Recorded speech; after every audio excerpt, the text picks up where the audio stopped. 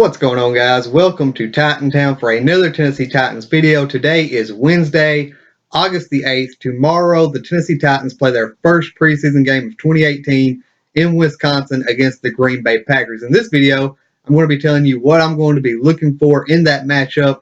And in the comment section below, if you're watching this on Wednesday, I want you to let me know what you're going to be looking for in this game.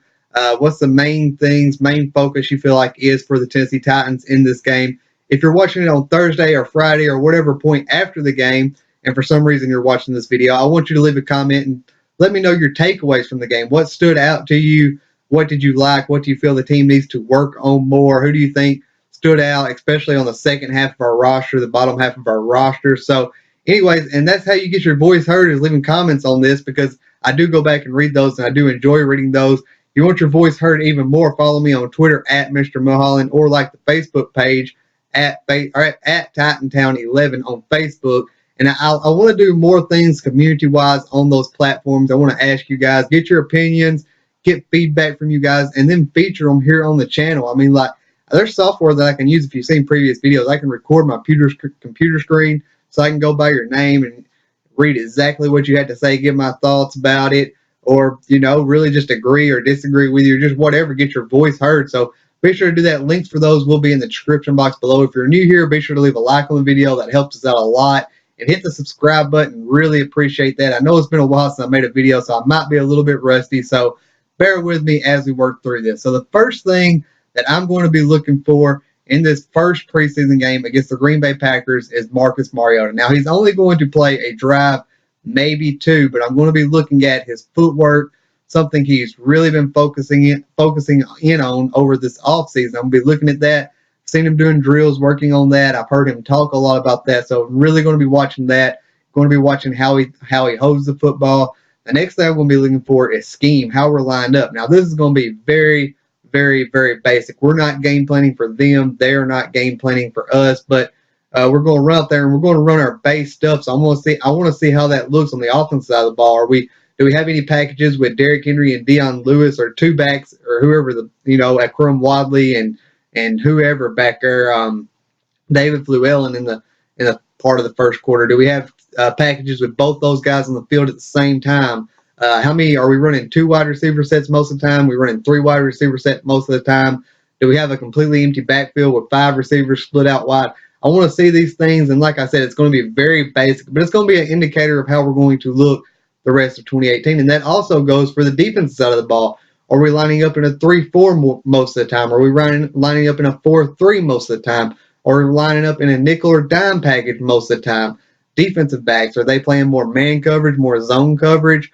Linebackers, who's doing what on the edge rusher position? Are we having 2 edge rushers on each side, or just one? I'm really curious about these things. And the most important position, or well, not the most important position, but the one I'm going to be watching the closest on the defense side of the ball, is the safeties. Dean Pease has talked a lot about the safeties in his system, and I want to see what these guys are doing. Are they coming down playing in the box more? They covering slot receivers? They playing a single high safety? They covering running backs or tight ends more? So I really want to see what these guys are doing at the safety position.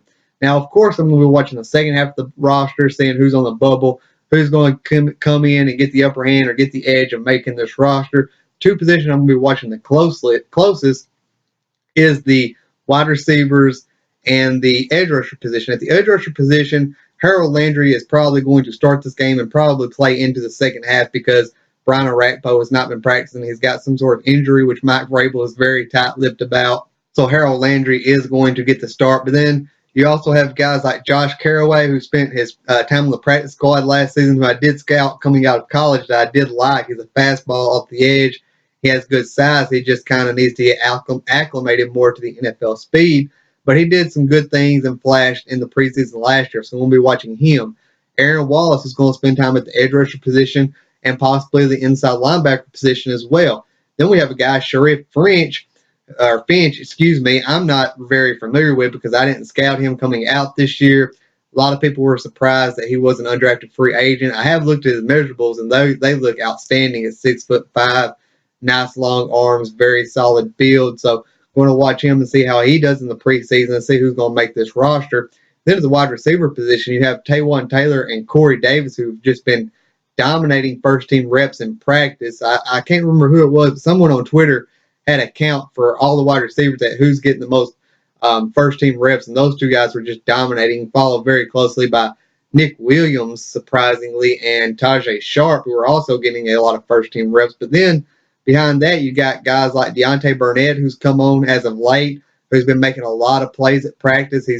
Someone pointed out that he's been doing two things very good in practice, and that is getting open, catching the football. Ironically, that is what John Robinson looks for when he's looking at the wide receiver position. And because of his slow 40 time, he went undrafted, but it was really Sam Darnold's go-to guy in college. And you have Jordan Vesey, who was making a lot of buzz very early on in the process. Jim Watt really liked and really bragged about him before Paz came on. Then you got a veteran, Michael Campanaro, and Darius Jennings, who has spent time with the team over the last few years in the practice squad and getting elevated up and down the active roster. They said he's been showing out a lot in camp. So I'm going to be watching that position very closely as well. Now, it's not a given or a guarantee that Aaron Rodgers will play, and if he does, I don't see it being more than a drive.